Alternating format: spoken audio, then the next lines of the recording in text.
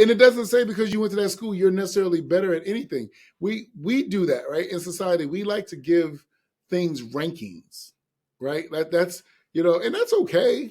But people buy into it so much that they believe because you wearing a Harvard sweatshirt, spending all your savings to send your kid there, you proud. Broke, but proud. Okay, I'm proud for you. I told my daughter and my wife and I said, get into every school you can, and we're going to go with the best deal that got your major, but we not changing our lifestyle for you to go to college. Bam. Drop the mic.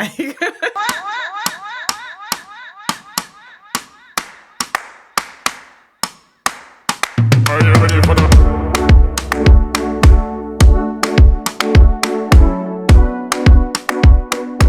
Welcome back to the studio. We are here on Island Money 365, and we have the wonderful Dr. Terell Hill with us today. I'm so excited. Hi! I have none of that fancy stuff yet, so I can't do that, Sounds. Yeah, I don't have that sound. There you go. Love it. Thank you. I appreciate it. I'm upgrading y'all.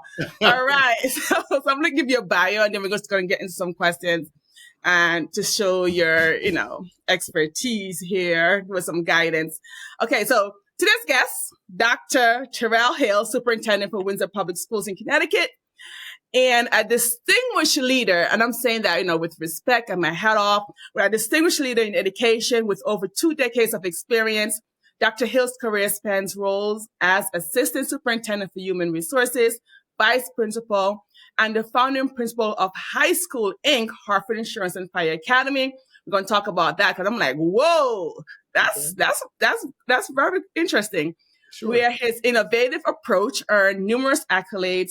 An accomplished educator, he has taught across multiple districts and currently contributes to administrative preparation programs at UConn. So, Doctor, he had been busy. He'd been a school nerd here. You hold a bachelor. I'm a nerd. You're not hurting my feelings at all because I'm a self-proclaimed nerd. So you ain't throwing no shade. There you go. I am who I am. There you go. And nobody else can say I am. Nope. If I wasn't, I wouldn't say I am. I am. Stop. I'm still that. All right, there you go. That's what I tell my kids too. He holds a bachelor's in business management from Westfield State College and advanced degrees, including a master's certificate of advanced graduate study and a PhD in education policy and leadership from the University of Massachusetts Amherst. He is also the founding president of the Black Leaders and Administrators Consortium, Black, and a proud U.S. Army veteran with his work featured in publications like Black Enterprise Magazine. Woo woo! My hat off to you, sir. Yeah, get you some sounds. Yeah, I'll work on getting you some sounds. Thank you so much. All right. So what got you here? No, honestly, all jokes aside, I mean, that is impressive. I love it. What got you so passionate about education? So I'm a blunt person. First and foremost, I like to say thank you, Ms. Brown, for inviting me to be on your podcast. I don't know who your listeners are, but they're in for some real direct conversation. But thank you again. I actually have always loved business. Right. So from a little boy, I've always been fascinated by the whole hustle and bustle legally. And I knew I wanted to go to study business when I was a little boy. In our city in Springfield, Massachusetts, we had a business high school of commerce. And I knew at 7 I was going to that high school. My parents had some different plans, but I was like, nope, I'm going to that high school. And ultimately I did. And because I was fighting with them to go nowhere else, because that just always attracted me, right? Money and doing stuff with it. So, but I went in the Army, right? It was the 80s, much like we're feeling right about now. And money wasn't flowing from the government or anyone else. Most of the time, parents, when they don't know, they just don't know on what to do. A kid going to college, I always did well in school. And I can't say that my counselors really helped a lot. So that's an area that I have to keep praying about. Sometimes I'm really tough on counselors because I think they got to be that parent and that voice and that information and resource when it's just not in the home, right? Parents can work, but that's not what they do professionally. So I went in the Army because I did not want my parents mortgaging their home and doing all that stuff for me to go to school. The Army said I could serve a certain number of years, see the world. They would pay for school when I got out, pay for school while I was in. And I was like, sign me up. So I did 3 wonderful years in Germany, and I've always been a focused kid. So I stayed true to what I wanted to study. So my job in the Army was personnel and finance. So that's what I did. I worked in HR and dealt with payroll stuff and all that. So I was already moving along the path.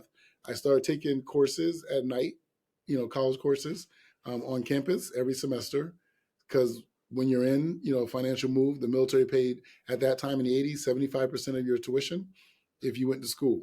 And it had nothing to do with the GI Bill, which is the money you get to go to school when you get out. So I just tried to maximize everything. 3 wonderful years in Germany. I will never forget them. Very impactful in my life for all different reasons, including my leadership. And then I came home, Westfield State College, and, I went to school. I majored in business because I knew that's what I wanted to do. But I was taking education courses because when I was in the Army, there were quite a few occasions where something happened. And the first one was in AIT school, which is training for your job.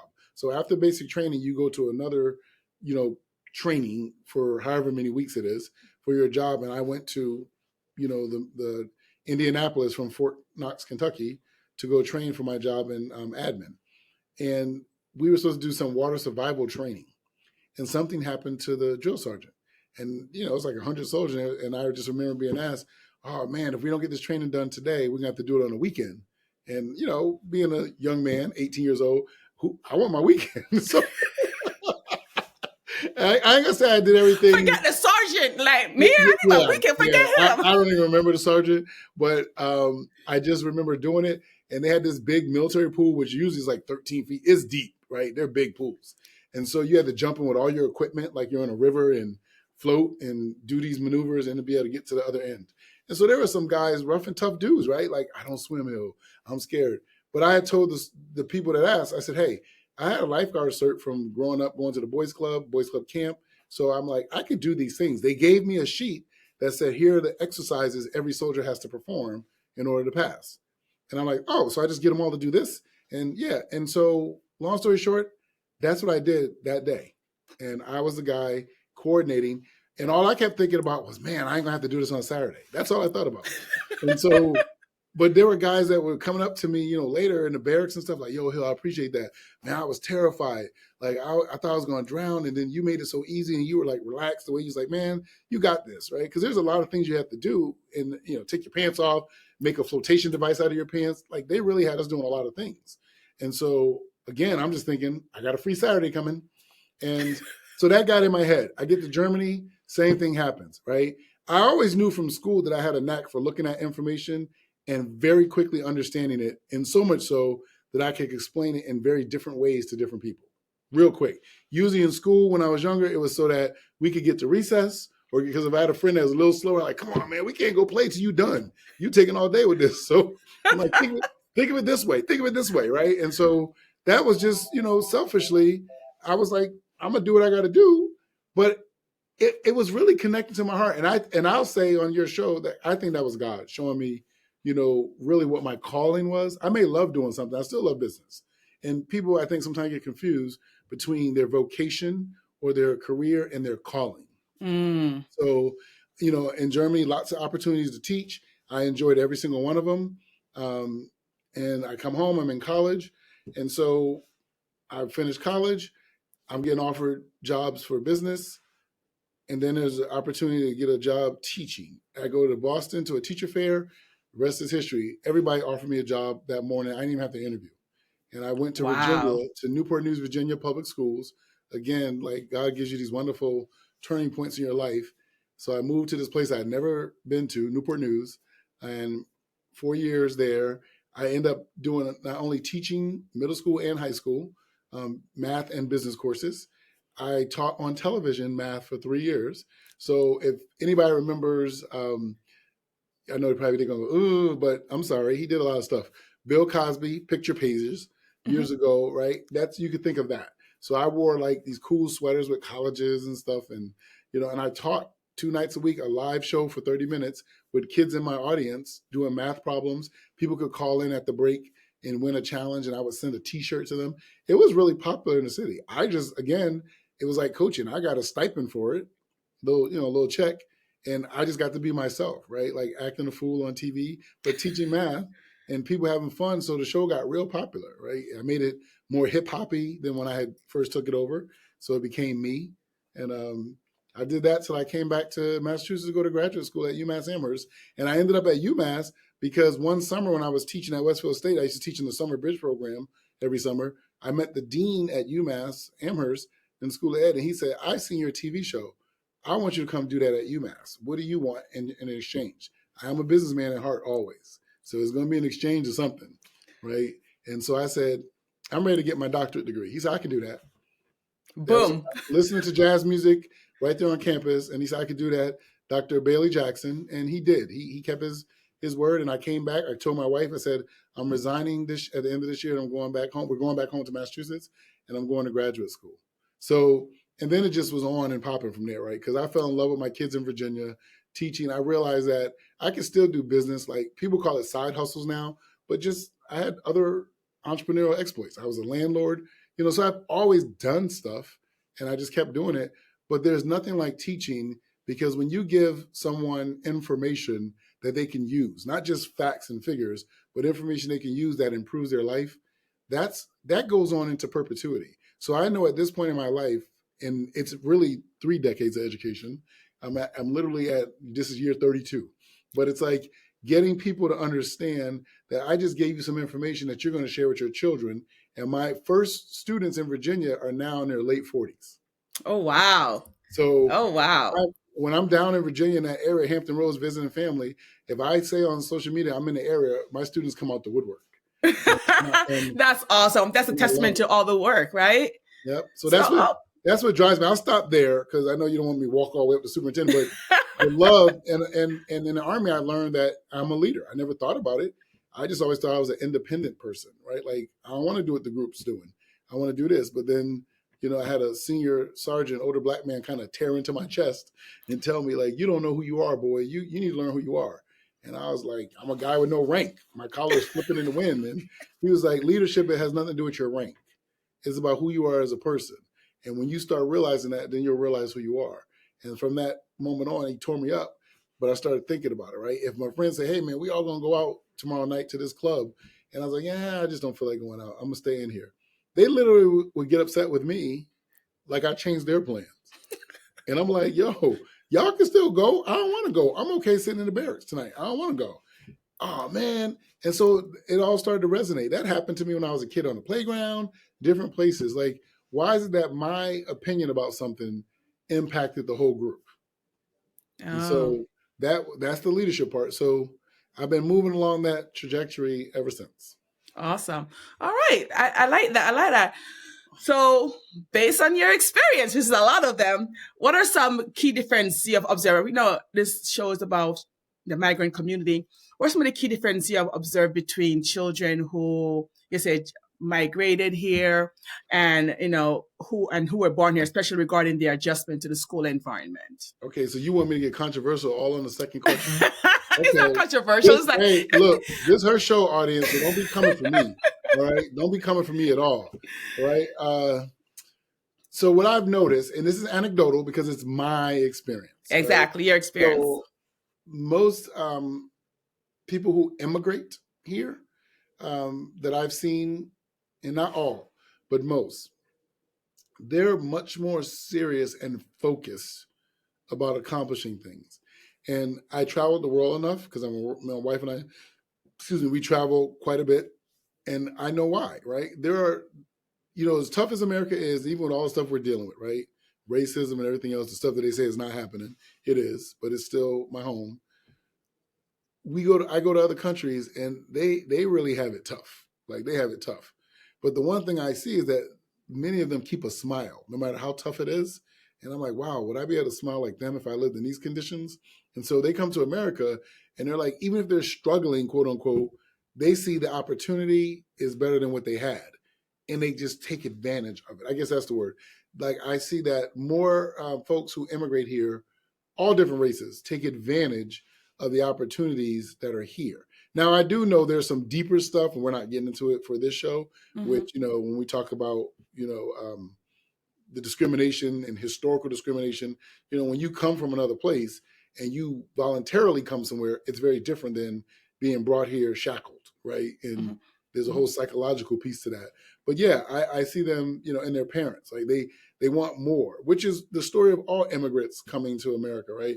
The original family members coming, whether Italians, Irish folks, Polish folks, West Indian, from various African nations, Middle Eastern, Southeast Asia, they want their children to do better than them, which I Yes. believe is what everybody wants, right? But I don't know that everybody knows how to go about doing it.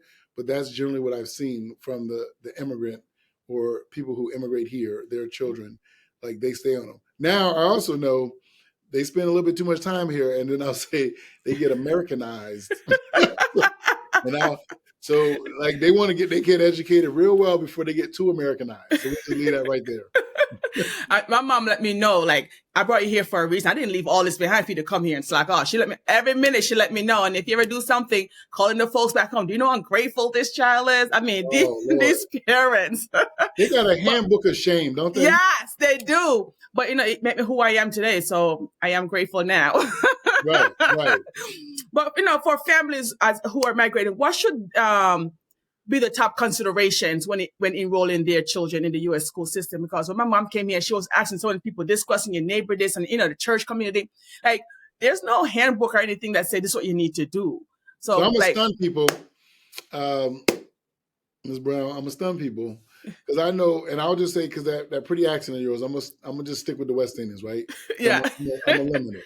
So they, like I said, they're gonna come for me, but I'm like, don't come for me. Be ready.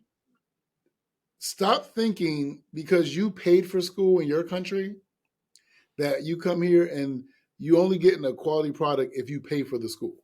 That's all I'm gonna say. Now, in terms of you choose what you want to choose, you send your kid where you want to send your kid, but there is no whole guarantee that if I send my child to this paid for school, private, parochial, whatever the case may be, right, they're getting something better. That's a misconception with people like all over our nation, right? Most countries, public school is not at the level that it is in America.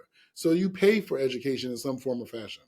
And if you don't have the money, you don't go. One of the discussions and debates that I've had recently with a friend, America pays the highest per pupil expenditures, and we're at the bottom of the list in the world, right? There's some truth there, but you got to get more information, right? That's clickbait, just as a title. So most countries in the world do not even remotely attempt to educate all of its students. That is not what they try to do. They will educate the ones who can afford to go, right? Most countries don't have truancy officers and all that stuff. The school system doesn't get dinged if your kid doesn't show up to school. If your kid don't come to school, they just going to find work or do something. So coming to America and just saying, well, I got to have my kid in this school system. I tell people, let me just be blunt. If your kid is dumb over here, your kid is dumb over here. And I'm not calling kids dumb, but I'm saying it dramatically so I can get people's attention. Your kid doesn't get smarter because they go to a certain school. That's an absolute myth. Your child's intellect is very much genetically connected to the mother and father. Very much. Doesn't mean they can't go further in school because of life circumstances and opportunities, but you are not going to get a Freud from a frog. It's just not going to happen. So stop thinking the school is what makes your kid. The school, you look for schools that have the opportunities. Like what I love about Windsor and what made me move here, I worked at Windsor High School as a vice principal, Ms. Brown, for 4 years. And then I was like, no, I want to move my kids here, right? I was divorced and I went back to court, my ex-wife, and I said, hey, I want the girls to go to school here. And then I was getting remarried. But I wanted my kids at Windsor Public Schools because I saw something in the 4 years that I had worked here. I'm like, it's public school, but I'm like, they got everything you need to get yourself into any level college, right? Because it's all about you applying yourself. If you want to go into the military, obviously, if you want to go into the world to work. But Windsor High and Windsor school system as a whole could prepare your kid to do all of those things. All 3 of my daughters at this point have graduated from Windsor High School. Not a one do I look back and say, oh man, if I'd have sent my kid here, and I don't want to name schools, so I don't want to get people's feelings in it, but if I'd have sent my kid to this school, if I'd have paid for this school, they'd have been better off. Facts are facts. Kids that go to the private schools, parochial schools, by and large, the majority, one kid graduates from private school A, another one from Windsor High, another one from parochial school B, the majority are going to go to the state school system. That's in every single state in our country. That's how it works. The majority of students in any state, no matter where they come from, K to 12, go to the state school system. Then you start sorting out, right? Upper tier colleges, because that's where kids want to go. Every year, Windsor High sends kids and has kids who get accepted to every tier college, Ivy Leagues and otherwise. I don't think, parents really know that, right? Because they talk to their friends and they hear about a fight in school. Y'all fought in school everywhere in the world. Y'all fight on the island. So, come on. Let's stop pretending. Everybody want to come here and act like they was all saints going to church and school all day long. I'd have been in Jamaica about 8-9 times. Let's stop. That's all I'm saying. About Jamaica. We get whoopings. We got whoopings in America too. So I don't know, that's what people act like we so different. No, we not. We just don't have your accent. We all came from the same place. And I tell people, this dude they talking to, too well educated. Remember, I'm the nerd. I know where the slave ships came. They just came from West Africa and they went down to the Caribbean. Then they went to Brazil because 8 out of 10 enslaved people went to Brazil. People don't even know that. Then the rest came to the Americas. So we all the same people. I know people get to the island and think because they can make that real good jerk chicken, they somebody different. No, you're not. I love that jerk chicken. But you are still me, right? Our DNA is the same. It is the same. And so stop letting people divide us and fool us and trick us, right? College is going to cost you enough money, parents. This is my one little tip for you. Put in your pocket. Don't waste it on high school. You are not getting any value added paying for high school. Now, you can say, I don't care what he says. That's fine. That's fine. My daughter, she just graduated from Windsor High. She's in an amazing school. And she got accepted to amazing schools. She don't feel like she's at a shortage for anything academically coming from Windsor High School.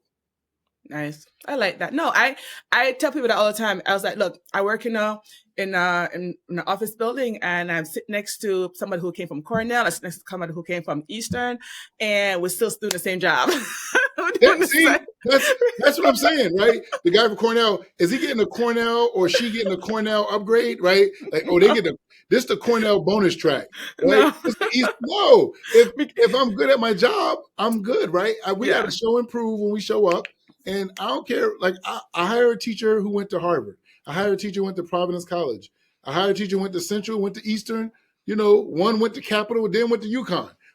They're going to get the same check when they walk in year one and keep moving, right? And it doesn't say because you went to that school, you're necessarily better at anything. We do that, right? In society, we like to give things rankings, right? That's, and that's okay. But people buy into it so much that they believe because you wearing a Harvard sweatshirt, spending all your savings to send your kid there, you proud. Broke, but proud. Okay, I'm proud for you. I told my daughter and my wife and I said, get into every school you can, and we're going to go with the best deal that got your major, but we not changing our lifestyle for you to go to college. Bam. Drop the mic. So what aspect of the school system do you think parents should, that immigrant parents often overlook, or just parents in general overlook, and what key information should they know to better support their children's education? The courses that are offered, right? So AP courses, all the advanced courses, right? So what does any school offer that's going to help my kid become a better candidate for colleges, right? And we all know it, right? The kids that have not just the higher GPAs, but the kids that took the more academically rigorous courses. I wish they'd stop calling me. The academically rigorous courses, right? Those kids, we know where they're going. So make sure your schools have those things. You understand what I'm saying? They got to have those things. Also, parents should ask, I don't know if they do or not, but I haven't seen it or heard about it. They need to go to the principal, the counselors, and say, where did your last graduating class from June go to school? If that's what they're focused on, the colleges, right? Ask, right? Because if I look at Loomis, I'll just say here in Windsor, Loomis Chafee, I look every year where their students go to college. And I see if my Windsor kids, because I'm competitive, if my Windsor kids, I'm like, yeah, we're going there. All right, we good, right? So look and see where kids are going off to college, right? What percentage of their kids are going off to school? If that's what you want. If you want work, we're going to prepare you. Then you look and see what kind of career and technical education programs is the school offering. but the kind of classes. And then also I'll say this, because a lot of us don't think because we're just working and working. But look, you got to find time to be connected to the things your kids are doing beyond sports. I don't have to convince parents to come for sports. But academically, what other ways can a parent get involved in the school? And just because your child's in high school doesn't mean your child doesn't want to be connected to you. They may say it, but if you can, not saying you're going to be helicoptering in their class, but if you can find a way to be connected and be involved, because I do know this, everywhere, teachers are going to have a different level of response to a very active parent. Yes, they Now, do. some may deny it if they want to. That's okay. But we all know the old quote, the squeaky wheel gets the grease. Yeah. Yeah. So there you go. Yeah, I can tell you that. My mom was a very involved parent. My mom needed to know she was working, but she called that teacher and said, hey, how's my daughter doing? When she come home, my homework was on the table, for her to review. I wake up in the morning, it was checked. She left her note. And then, my sister and I walked to school. Yep. So even though she was busy working, she made sure she was in touch at some level to know what was going on with me. And the teacher knows she's here. Like my teacher knew my mom, and I brought that too. Like that's what I was raised up. I grew up seeing, and that's what I do with my children. Like I know my teachers, my student teachers, and I communicate with them, and I show up for those PTO meetings. I'm there, or in the conferences that's taking place. Like I want to know, and they know me. So I totally agree with that.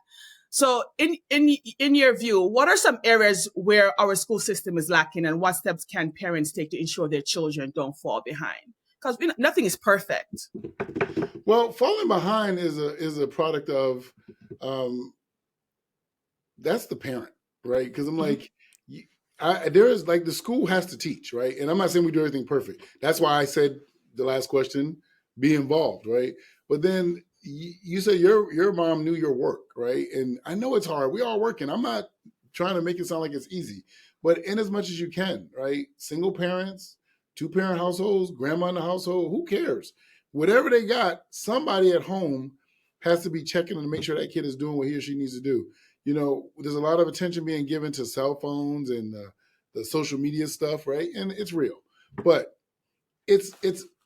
there's no magic bullet for that or nothing to cure it, because what I keep telling folks, I'm not a believer in all this drama around the cell phone that we're getting nationally, because we can come up with all these rules for K-12, right? That's what we do. Like the local government will say something, and it's what I hate as a superintendent. So I don't know if you have a question later that says, what do you like about your job, what you don't like? What I hate is the school systems always being looked at as they're the ones who are going to fix everybody's problems.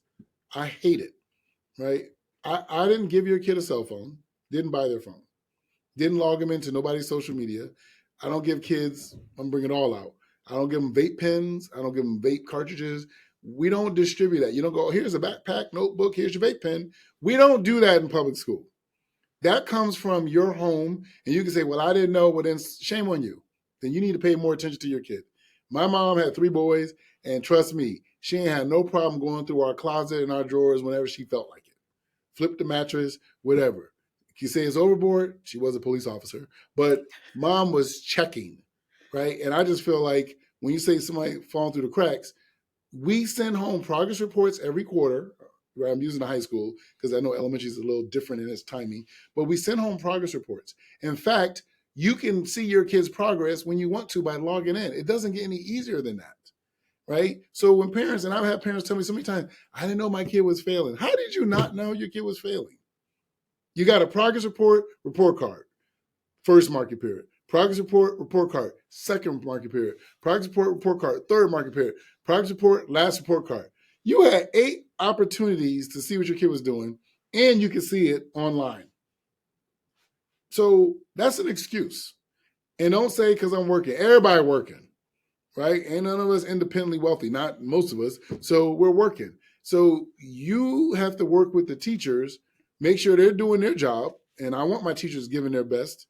And then you as a parent need to be doing the backup piece, making sure your kid's doing their part. A kid's a kid. If they can avoid something they don't want to do, work, chores, that's what they're going to do. So you got to make them do it, right? And then when they're old enough, you say, okay, you don't have to. Now you can work the job that the level of education you earned. Then they go, oh, shoot, I don't want to do this kind of work the rest of my life, right? They'll wake up at some point where, you work for minimum wage and you get tired of doing that little welcome to McDonald's, right? McDonald's is a cool job in high school. It ain't what you want to do raising a family if you don't have to do it. Now, I believe in honest work. So if you have to do it, you do what you got to do until you can do what you want to do. So that's Amen. I that's like where I that. think the gaps come from. With parents, like I'm calling you out. You got to follow up. Follow up with the school first, and then follow up with your kids at home, because people are going to give you what you allow them to give you. How about that? I like that. I like that. Are there any kind of essential documentation or should families have when registering their children? Like I'm talking about immigrant family who just migrated in the U.S. school system. What common challenges might they face during this process? So I'm not aware of processes, that they face. Okay. It's like anything else they do coming to America, right? There's standard forms that you have to fill out. We have great folks in our Office of Family and Community Partnerships, which is where the registration office is. Ms. Jen Clark is like extremely helpful. I don't hear parents fussing about her. Like, she's on top of things. They may get upset if things don't move as fast. A lot of times, I'll say this for registration, a little plug. That's because school will be starting August 20 something, and parents be trying to register August like 19, and then they think their kid gonna get a bus, and it ain't gonna happen. Okay, your kid ain't gonna get a bus because we've been asking you to register since we start in like February. Yes. Right. The stuff is out there now, but of course, folks gonna wait around to the last minute, and then they're gonna want first class, last minute service. So you can yell at me. I'm never gonna answer your call, but I've given my team permission. If folks didn't feel the need to register from February all the way through at least the first week of August to guarantee everything will be on time, that means that wasn't your priority. Now, people who just come over, we understand, but that gets explained to them, right? Like, I just moved from New York, or it's not always just an immigrant, right? I just moved from somewhere else. It's August 13th. We tell them that we're going to do our best to get you your bus and everything on time, but it's late in our process because stuff has to get programmed and sent out. And so, but I do hear a lot of parents, and I get a lot of calls come late August.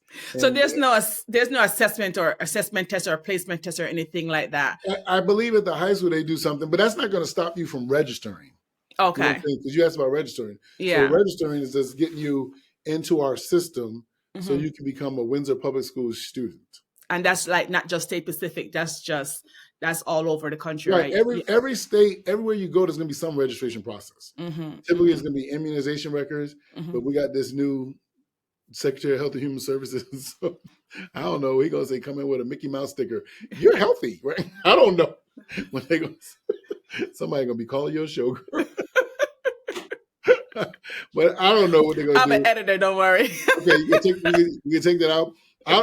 You can put the little statement, the views and opinion of Dr. Hill are not necessarily those of the person producing the show. I stand by the things that I say. But typically schools are, the systems are going to want health records, or you sign a release for prior school district records if you have it, because you shouldn't be walking in with your school records, not normally. So, those kind, and obviously in proof that you live in that area.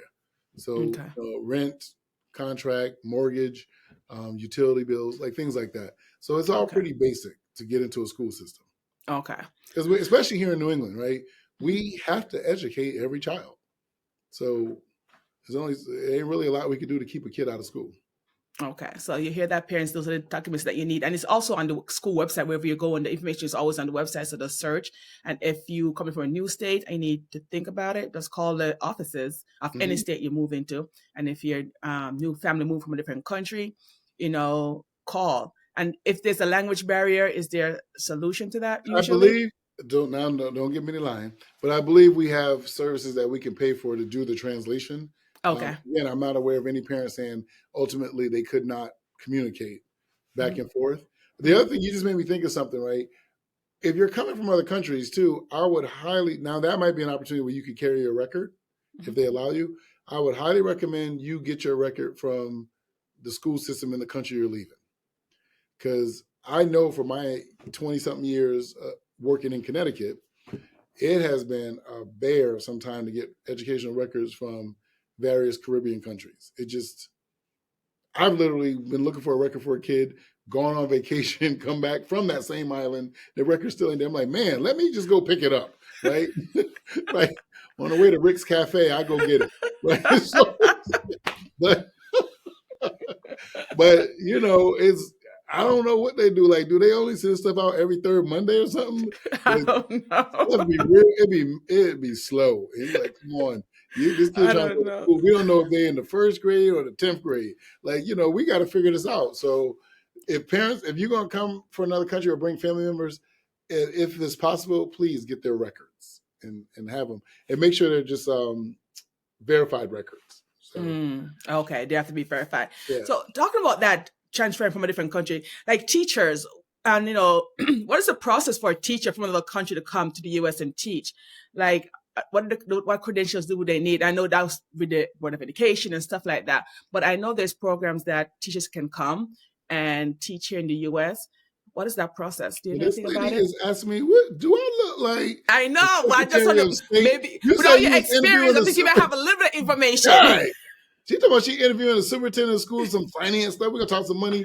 She didn't All ask right, that's me the next every question. Money. Come okay. on, tell me. Do you know Okay. anything about So, it? at night I work in the State Department of the United States. So I'm sorry, let me put on my State Department hat. I've had I've had teachers from other countries work for me. So I don't know what it all entails. I just know it entails money, right? Not for us, but to go through lawyers because you have to get the visa to teach, right? I do know that. And I've had a number of teachers when I was in Hartford and here in Windsor. So we have nothing to do. We'll fill out the paperwork as it comes from the lawyer, but there are different organizations. The only thing I will say is please vet your legal advisor, whoever's doing your paperwork for your visa, because I have learned that there are some scammers out there, and they ultimately get you the visa, but they will take you around the mountain and everywhere else to make so much money, and it's not cheap for people. So just pay attention to who's doing that work. But if you do go to the State Department's website, right? Like I always tell folks, no matter where you're going to go, like when my wife and I get ready to travel to another country, we always read up. I know, go ahead and laugh, right? The nerd stuff. We read up and we figure out like what's going on with that country. Any travel alerts, which usually don't stop me from traveling, but I just want to know, right? Any travel alerts, like what's been typical crimes, what's the highest crime areas, then what are the best sites to see, what are the major food or dishes of that country, what's the currency, what's the exchange rate, pretty much with America. So everything is about doing research. In my life in general, if I answer any of your other questions, if you have me doing Supreme Court stuff next, I'll say this: do your homework. That's all. If you decided to uproot your family and move from a whole nother country, it ain't gonna take you that much more time to go on the web because everything is pretty much on the web, right? State Department information, you can go right to it. And you can literally type in there, how do I move to the United States from here, right? I am a big fan of AI. I have just really, so Chat GPT, the one I use the most. You type in, right? I want to teach in the public schools in the United States of America. I am currently a teacher in Trinidad. Just write what you're thinking. And ChatGPT will, now you got to make sure you verify stuff because it's pulling from the web everywhere. But for the most part, it's going to give you the clearest, most direct steps for the things you have to do. So I always tell people, there's a way to get information. It's not hard. And if you're not sure because you're a little older, ask your kid or ask a nephew or a niece. They know. They'll play dumb if they want to, but they know. So you tell them like, hey, find this out for me. Because it's instead of you stressing, it takes a matter of, minutes. Now, I can't speak for what you have to go through, for immigration stuff in your own country, right? I don't know. Every country is different. But pretty much you ask that question and what you have to do for America, it'll just come out 1, 2, 3, 4, you'll know. And then you just follow through and follow up on stuff. No, I do the same thing when I move. It's not nerd stuff. When I'm traveling, I look it up.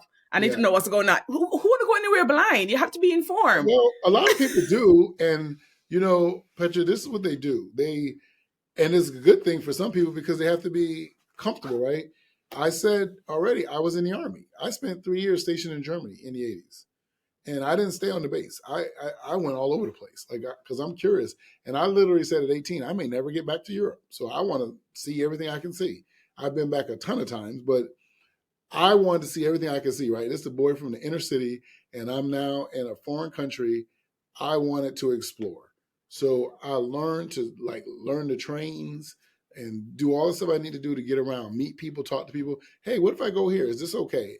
Just asking questions. I was never a scared traveler, but I wanted to be an informed traveler. And so everywhere we've been, and I was just sharing with someone recently, I said, I go to countries and I always meet people and then people think I've been there forever. And someone said, of course you would. That's who you are, right? Like people invite me to their home for dinner and, that I met in the market. I'm like, yeah. Or I'm in the hotel talking to the concierge. I'm like, hey, I need a good place to eat for my wife and I. Okay, sir, I recommend Shay. Stop. You gonna go eat with your wife or your girlfriend. Where you going to eat? Now, I know they paying you to say Shay whatever, so you said it. Good, you told me. Now you can write on a piece of paper and slide over to me. Where you going to go eat? Where you go get the real jerk chicken? The stuff, if I go out and back, I'm going to see the dude with the half a drum, the oil drum, chilling over there and talking to his partner with all that chicken on that drum and that smoke is just burning through everything. That's where I want to go eat. You know what I'm saying? I want all the plates to be different colors, right? your authentic place when it's all different. Right, because they got whatever dishes was available. So, that's what I want. And, it's, and now I got a little joke I can just share real quick. My wife and I, we got married in Jamaica. We were on the White River doing a little rafting tour, right? And Captain Rambo was our captain. And so he pulls over like a little sand barge and he said, we're going to pull over for a little while. You want some ting? And I said, yeah, I could use something. Like, what you going to get? He said, some ting. I said, yeah, but some ting like what? Right? He's like, some ting. And I'm like, I get you, man. But what are the tings that they have? My wife, she is already in tears laughing so hard because I'm the only one on the raft that's lost. I have no clue that this dude is actually talking about a drink. I'm thinking he's saying that what's some ting like what, right? I don't know if you know that little. Yes, I know. Yes. Who's on first? Yes. I felt like I'm doing the who's on first. I'm like, ting, what ting? Some ting. And he looked at me like, man, ting. And I was like, forget it. I don't want nothing. Right?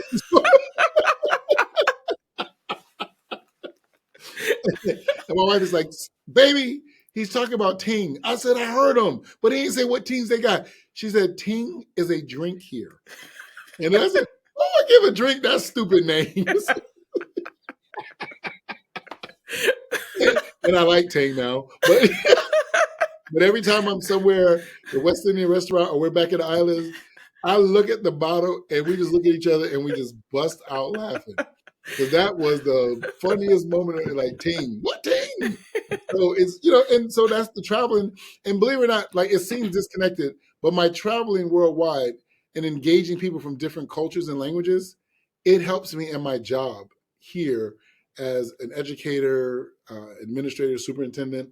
So I can deal with anyone, right? So because you get loud and you talk demonstratively, okay, I understand. I feel like I'm back in Montego Bay. I get it. Stop it. Stop. Let's go into money. On that note, let's go into money. Look, I was just trying to connect. Let's go into money. I understand a little something. Go ahead. Okay. How was money when you growing up? How was money? How was money? How was money? Can I get it out? How was money viewed or treated in your family growing up? And how has your personal relationship with money evolved? We was looking for it like this. We had the binoculars, but we was looking for money. Like, there it is, over there. She said, how was money viewed or treated? Like, wow. So, we weren't dirt poor. I'd never say that. I messed with my mom. She said, you act like we was dirt poor. We weren't dirt poor, but, for the first 11 years of my life, my mom was a single mom. Right, she worked hard. She is my hero to this day. That's my girl. She was always honest about the money. So that's one thing. That's probably why I like business. Right. I remember sitting down at 5 years old. My mom was like, "I got this much money. This is what I got paid. So if you want these new Converse, I can't buy both of y'all your new sneakers this week. I can get one sneakers this week, and in 2 weeks I get paid again. I can get you your sneakers." So I learned then. Right, I'm the oldest, and I learned then to delay gratification. Right, to understand that you don't get everything instantaneously. I also learned by the time I was like 7 to figure out how to find ways to make money, like to work and do little things for her neighbors, like to walk this neighbor's little 2-year-old from the nursery school that was at the corner. It wasn't far. She would get home from work this time. So I pretty much had to watch this little young girl right next door in the projects, right next door, right? 6-inch difference between the doors. Like I walk down and I get her from the daycare. And yes, back then they let little kids sign people out. They didn't have all this security rules that they got now, right? And we walk back up, open up her door. I had a key on a shoestring. We sit in there and wait till her mom come. It was going to be less than an hour, right? She just need that coverage. And so I live right next door. So I sit there and do my little school worksheet, and she watching cartoons or whatever's on. I gave her a snack, and her mom comes in. And that was like a first job. So I've been working since I was like 7. So realistically, I should have been retired because now that means I've been working for 49 years. So, I know. But, I did that. But I've always done that, like find ways, because I never wanted to put pressure on my mom. So I was like, I can find a way. And I wanted to do it legally because I also knew I didn't want to embarrass my mother. Like I wasn't going to do something, you can make money doing it. I'm not embarrassing my mom. So you don't worry. That peer pressure thing don't work. But yeah, we were always taught like you don't spend more than you make, right? Like my grandfather had a saying, my mom's dad, he was like, if you only make $1, why are you trying to buy something that costs $1 and a penny, right? It seems simple, but he said, you're going to be shocked next week, 99 cents, right? So it's like, you're like, wow, like my grandfather was really deep, but it makes sense, right? So you learn to get things that you want, right? Shop at, mom taught her boys how to shop in the thrift stores. I still go to thrift stores to this day. I do too. And I can tell you, I don't know who listening, because I don't, your audience, Dr. Hill can shop where he want to shop. Praise the Lord. I'm blessed. But I still shop in thrift stores got plenty of Levi jeans in my closet right now from Goodwills all around the country. Because if you go to a good neighborhood, they Goodwill be real good. It'd be real good. My mom didn't have any money, so we always go to the upscale neighborhoods, to their Goodwill and their Salvation Army to buy the clothes. I was like, you need to get some good quality stuff. She was like, come in here, don't just pick anything. Got to look for good quality things. Tell your mom I said they be having nice teams. I'm going to buy you a ting. I'll bring it to you. I don't like the pink one. So okay. You want the grapefruit one. The grapefruit one. Yeah. All right. So that's like I said, and we learn to save. Like one of the things I miss in schools, we used to have passbook savings, a little book, and you could bring like 50 cents a quarter. It was at school. You did it at school. And so the school would collect the money and, it goes into your little savings account, right? You had an envelope. So I kind of miss that we don't really encourage that. I mean, yes, I said earlier, a lot of things should be done in the home for sure, but that's like a skill you could connect with the math class, right? So yeah. It's a lived skill. It's not just saying, hey, we're trying to teach you banking over here. It goes along with the math class, right? And so we learn to respect money. I think it's come out clear that I grew up in a household of faith. My mom is a retired police officer now and a pastor. So we grew up just, you trust God. I do pay my tithes and I pay my offering. Thank Jesus. Some people Lord. ask me, they're like, you pay your whole tithes? Well, if it's not the whole thing, then what's this, a hive? I don't know what that is. It's a tenth. It's a tithe. You get to the 10%, the 10%, at 1/10, yeah. Right, and I tell people all the time, like until he stopped blessing me, I'm paying my tithes. And, yep. Some people even tell me, do you know what your tithes is? I'm like, no, tell me. Right. So that's my belief, and that's how I live, and I pass it on to my daughters. Right. Like you got to understand, like, God going to take care of us, but you're going to give God his. And, I tell people you can live amazingly off of 90% that you've given to God. You've trusted God with the 10%. Yeah. He make the 90% look like 150%. Yeah. So, and he tell you what all the goodwills are. So yeah. he give you a vision, right? Yeah. He'll lead you to the Levi button flies for $10. There you go. So would you say now, like, obviously, money for you now is not the same as it was back then, but do you think you're more free with money, or were you ever were you ever constrained at any point in terms of thinking like, okay, I know your mom said we can do this week and do this in 2 weeks. How you are now with it, with money? So I think obviously, I can't sit here as a superintendent and lie to people because they can go on the internet, right? So like, yo, he make this much, but I am still the same person, but I invest a lot more, right? So because at this point in my life, I don't need a bunch of stuff. I can't lie. I don't need stuff. I'm not saying, raises are nice, but there's a raise is not going to make me run out and buy a bunch of stuff, right? If I buy something, it's typically going to be some investment that's going to be a blessing to my children. And I have a granddaughter, 7-year-old granddaughter. So I talked to her about inheritance and, like, when Babu's gone, this is going to be your house. And this, she's like, what? What's inheritance? But like, I understand of leaving something for your children's children. Yeah. Right? All those Christian principles we learn, it's not just stories and Bible verses to just read and memorize. You're supposed to be living them out, right? It doesn't mean we don't live a good life now. Like I said, we travel, we have a great time. But I'm always looking like, I don't need, now that I can live not check to check, right? I remember those, like you be crawling to the next Thursday or Friday, right? Thursday night, people talk about, you want to go to lunch on a Thursday? Nah, I'm going to start trying to save. I'm bringing my lunch from home because you broke it in 2, plastic nickels. But I don't think about that because I don't have to. That's just a blessing, but I don't take it for granted. So I still, it's more of the investing. Like I said, tithes first. That is the first thing out my check, and offering. And I invest. I have 403B. I have a Roth IRA. Good for you. We own some property, right? People ask me if I'm Jamaican all the time. I'm like, no. You got many jobs, right? Many jobs. Right. You got like 14, 10.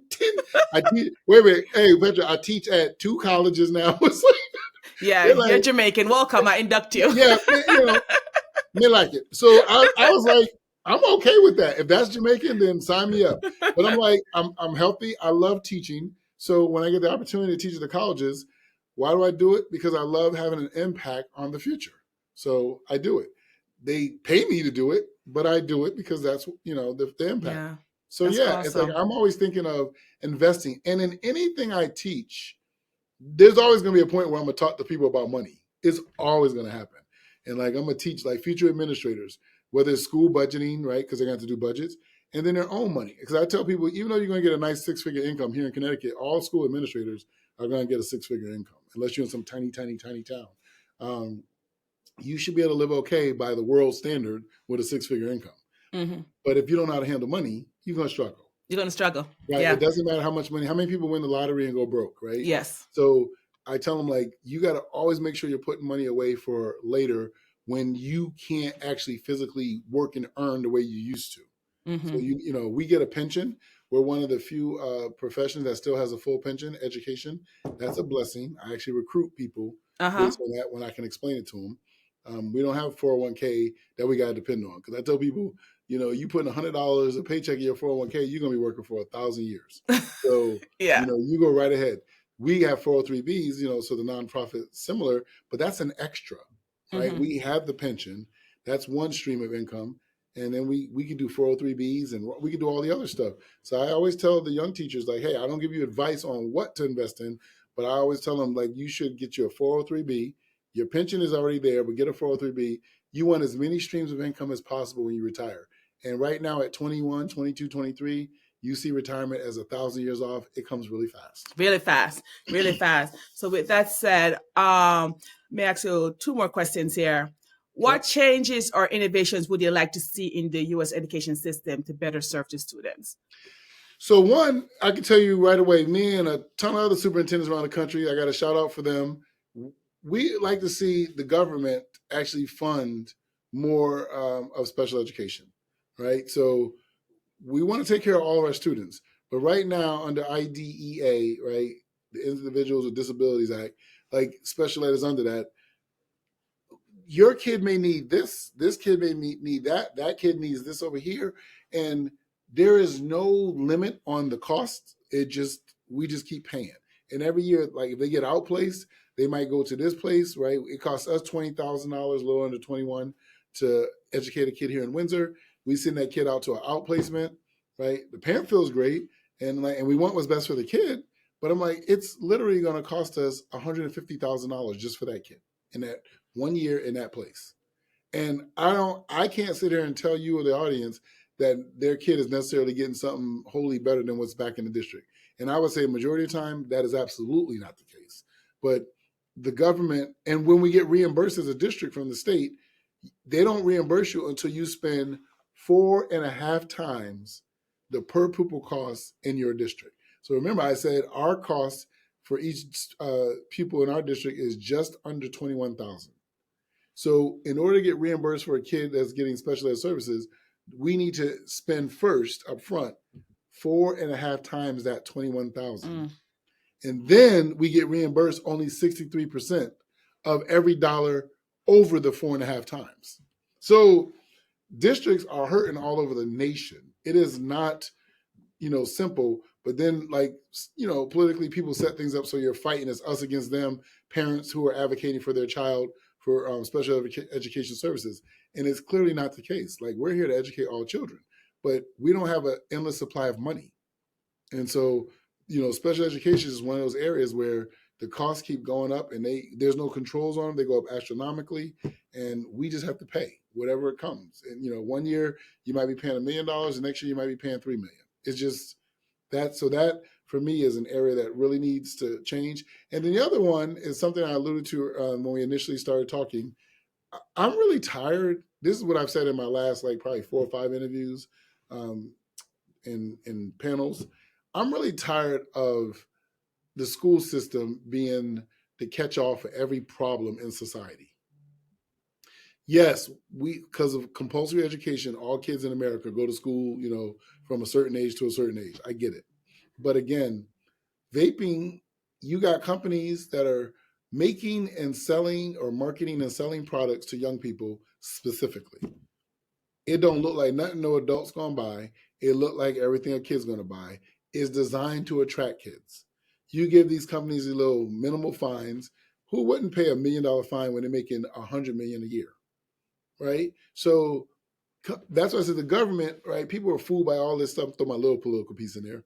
People are fooled by all this Doge and all this, they're saving money and all that. Like, really stop. Because most people don't even stop and look at the GAO site, right? Government Accounting Office, look at where money is actually spent in the government budget, right? One quick one I tell people, we only get $82 million in the Department of Education budget.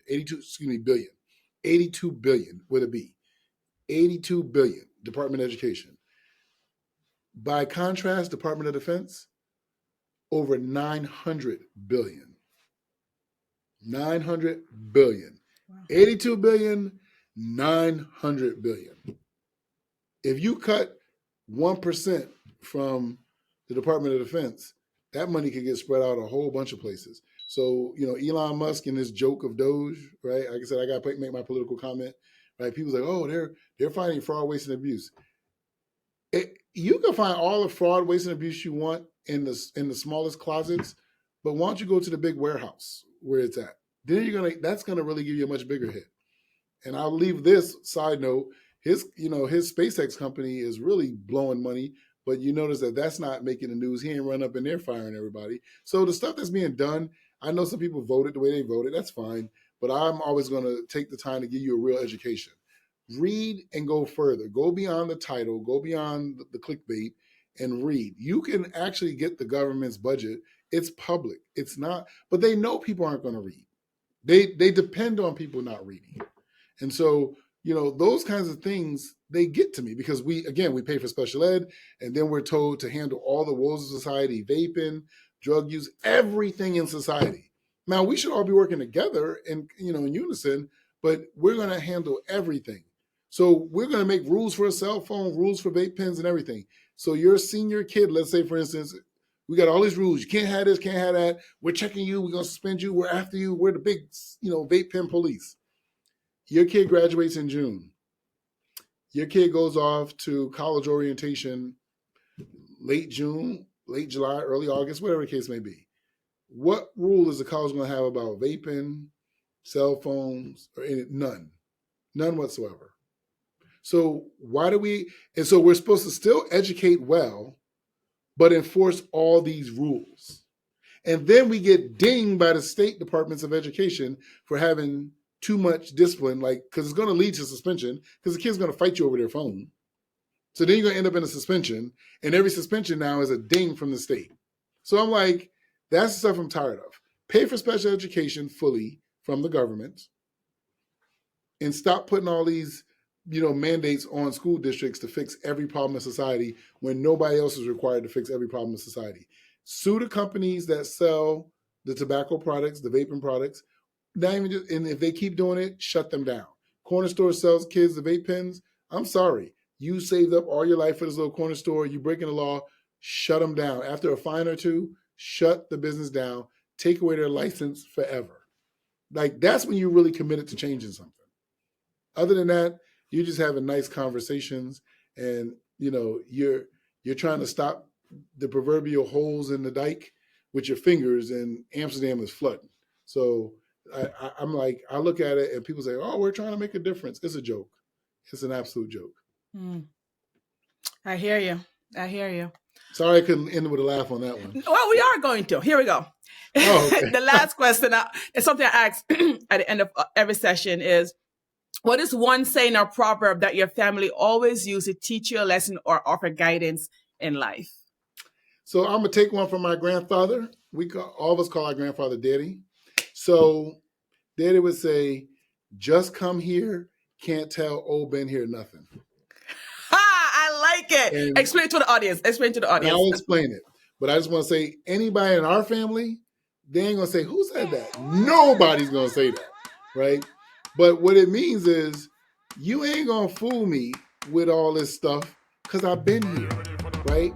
Like my grandfather would say, "I already been down the road. You can't tell me what's down the road because you ain't never been down the road. I've been down the road and I'm back up the road now. So I know that." More modern statement, my mom was like, "I've been 16 a few times." You think you know everything at 16. You don't know nothing because you just come here. So you can't tell old Ben here nothing. Amen. I like it. Thank you for sharing. I'm so excited that you're here. We got a lot of good information. I'm happy for that. So thank you for sharing, and thank you for sharing your expertise with us. And until next time, y'all, I hope you enjoyed this episode. Until next time, remember, keep your money irate.